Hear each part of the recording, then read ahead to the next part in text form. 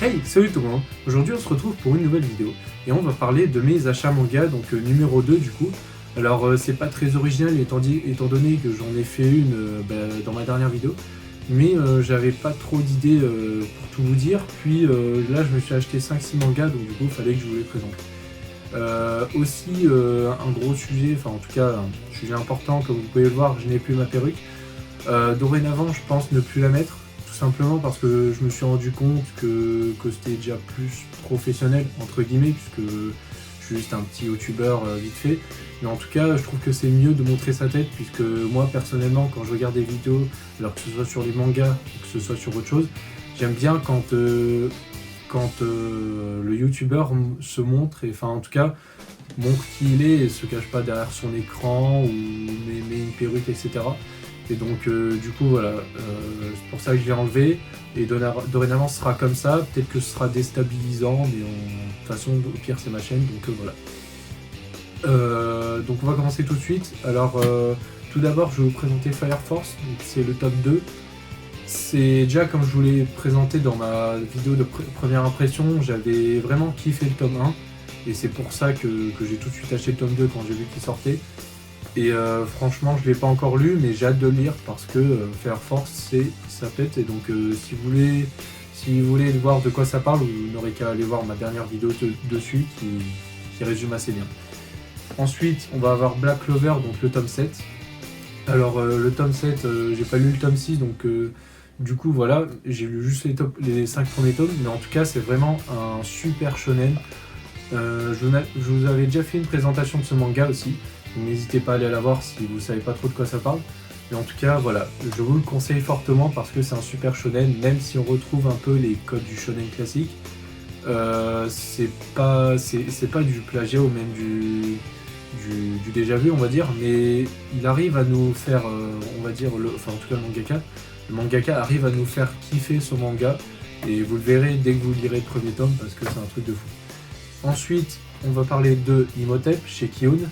Alors pour vous faire une présentation vraiment rapide de ce que ça raconte, alors il y a un prêtre, il y a 3000 ans environ, un prêtre qui a été considéré comme maudit s'est fait enfermer dans un sarcophage. Et 3000 ans plus tard, il est réveillé par les prêtres actuels pour combattre les démons, parce que les démons commencent à envahir le monde des humains. Et donc, il est choisi pour sauver les humains. Alors, beaucoup vont être contre cette idée, puisqu'il est considéré comme maudit, ce prêtre. Mais voilà, il va être considéré comme le sauveur. Et voilà, c'est ça l'histoire de base, on va dire. Et c'est vraiment sympa et je vous le conseille.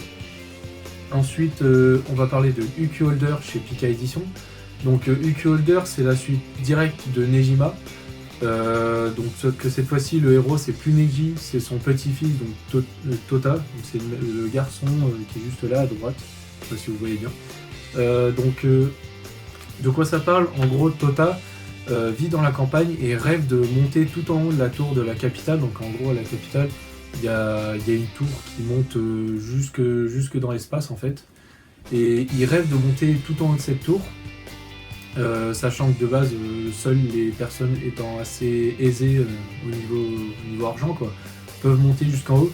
Donc du coup, voilà, pour lui ça reste un rêve inaccessible, et étant donné qu'en plus son maître lui interdit de monter jusqu'en haut. Donc du coup, voilà.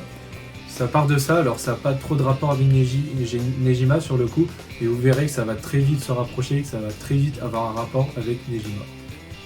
Ensuite, le tome 2 de Ayakashi. Donc Ayakashi, c'est fait par un mangaka français, donc par Vandra. Alors l'histoire des bases, je m'en rappelle plus trop parce que le tome 1, ça fait longtemps que j'ai lu, étant donné qu'il est sorti l'été dernier. Donc en tout cas, je pense que je peux vous conseiller, parce que sinon je n'aurais pas de bons souvenirs de ce manga, et surtout j'aurais pas acheté le tome 2 je pense. En tout cas je ne peux que vous conseiller, et je peux pas trop vous en dire plus en tout cas. Et enfin le meilleur pour la fin, j'ai envie de dire, le tome 8 de Tokyo Ghoul. Alors je l'attendais vraiment ce tome, parce que Tokyo Ghoul c'est vraiment le manga que je suis le plus. Alors je lis pas les scans, je suis pas à jour dans les scans, je lis que les tomes. J'essaie de m'imiter à ça, mais en tout cas c'est vraiment un manga que je kiffe, et le tome 7 j'avais grave kiffé, et c'est pour ça que j'avais hâte que le tome 8 y sorte. Et voilà, tout simplement, je pense que j'ai pas besoin de vous résumer l'histoire étant donné que Tokyo Ghoul c'est assez connu. Le manga est juste ouf. Alors l'anime je l'ai vu et il diffère vraiment du manga, en tout cas à partir de la saison 2 comme vous avez pu entendre de nombreuses fois je pense. Donc l'anime est vraiment pas terrible et si vous voulez vous mettre à Tokyo Ghoul, mettez-vous au manga, ou sinon si vous mettez à l'anime, dites-vous que c'est en gros que c'est une histoire différente du manga. Enfin, je suis peut-être extrémiste dans mes propos vu que de base ça raconte la même chose, mais en tout cas dans la saison 2 ça change et ça diffère de l'histoire on va dire, et c'est pour ça que je pense que faut regarder l'anime tout en pensant qu'il est différent du manga. Sachant que l'anime ça reste un bon anime, hein. Si on prend juste l'anime est bon, mais si on le compare au manga on se rend compte que c'est vraiment différent.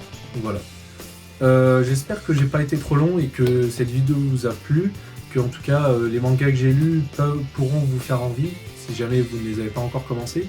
En tout cas n'hésitez pas à me mettre en commentaire des conseils et ce que vous avez pensé de cette vidéo, et aussi n'hésitez pas à vous abonner si ça vous a plu. Ciao.